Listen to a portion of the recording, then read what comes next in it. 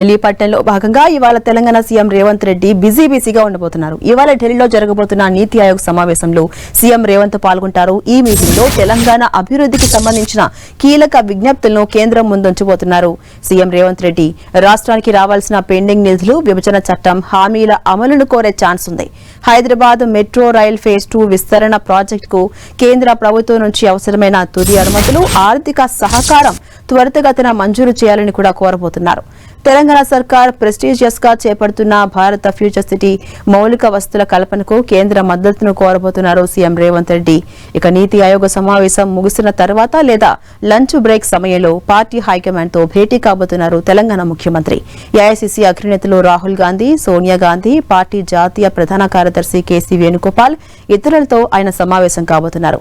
AICC పెద్దలతో భేటీ సందర్భంగా పలు కీలక అంశాలపై రేవంత్ రెడ్డి చర్చించే అవకాశం ఉంది. ఈ భేటీలో టీపీసీసీ కొత్త టీం, వర్కింగ్ ప్రెసిడెంట్ల ఎంపిక ప్రక్రియపై తుది నిర్ణయం తీసుకునే ఛాన్స్ ఉంది. అలాగే కేబినెట్ విస్తరణపై పార్టీ పెద్దలతో చర్చించి ఆమోదం తీసుకోబోతున్నారు. అలాగే దక్షిణాది రాష్ట్రాల రాజకీయ పరిస్థితులపై కూడా ఈ భేటీలో చర్చించే అవకాశం ఉంది.